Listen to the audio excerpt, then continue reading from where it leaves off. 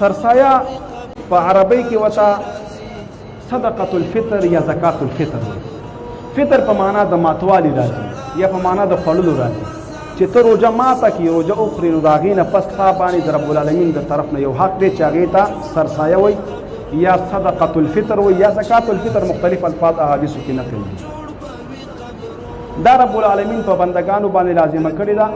د ابو داود حدیث ته ابن عباس روایت کوي رب العالمین سرسایه د څه فایدې دپاره د څه حکمت دپاره مقرره کړې ده.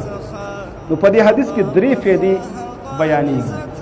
و یو فایده دا ده چې بندگانو د رب العالمین عبادت وکړه او دا دوی ته یو نعمت حاصل شو او د الله په نعمت شکر ادا کول پکار دي. نعمتونه دوه قسمه دي. یو دنیاوي نعمت دی، الله کور درکړه، الله بچی درکړه، الله ګاډی درکړه، الله ښه روزګار درکړه، الله ښه نوکري درکړه، بل یو ښه نعمت یې درکړه. په هغې خو شکر ادا کول پکار دي. لیکن د دې نه عظیم نعمت هغه دنیاوي نعمت دی. الله توفیق درکړه چې اعتکاف ته کښېناستي، الله توفیق درکړه چې دا ټوله روژه دې ونیوله، الله توفیق درکړه عمرې ته لاړې، الله توفیق درکړه جومات ته مخکې راغلې 2 رکعته مونځ دې وکړه. په عباداتو شکر ادا کړي، الله به عباداتو کې خوند درته پیدا کړي او د مزید عبادت توفیق به درکړي. نو ابن عباس فرمایي دا روژې مونږ ونیولې د الله یو عظیم نعمت دی او خلکو به دا خوړلي د غفلت د وجې نه د سستۍ د وجې نه هغوی باندې رمضان تیر شو، مونږ باندې تیر شو، هغوی خپله زندګي برباده کړه، زمونږ قیمتي شوه. نو دا شکرانه ده.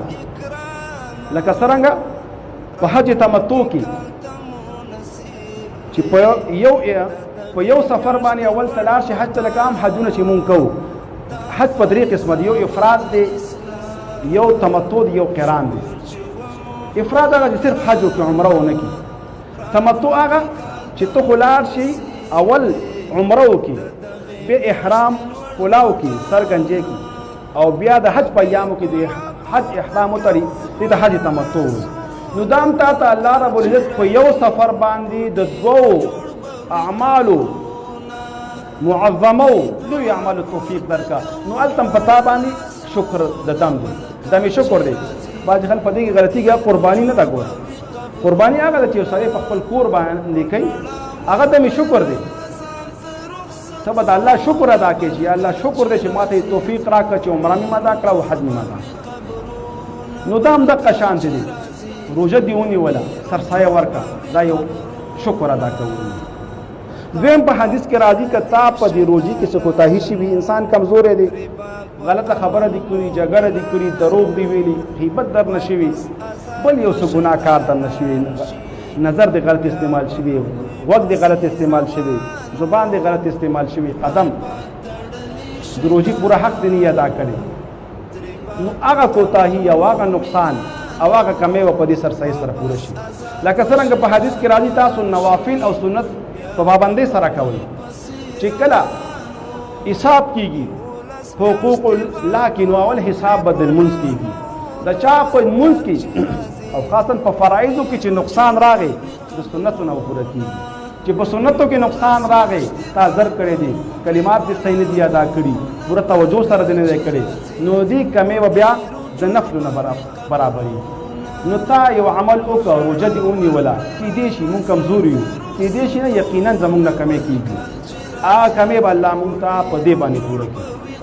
او دریم مقصد په حدیث کې دا بیان شوی دی چې ستا په چم ګاونډ کې به کونډه وي، یتیم به وي، فقیر به وي، مسکین به وي، دا به د هغه دپاره د اختره خوشحالي شي چې هغه هم تا سره د اختر په خوشحالۍ کې شریک شي. شریعت یو ډېر عجیبه او جامع دین دی، یو شي ته توجه کړي. یو حدیث کې راځي یو محله او په هغې کې شهیدان ډېر، نو شهیدان نو یتیمان پکې ډېرو. یو سړی و د هغې محلې والا را روانو، بچی ورسره په اوږه باندې. نبي علیه السلام ورته وفرمیل چې ای زما ملګري ای صحابي دا بچی دې کوز کړه.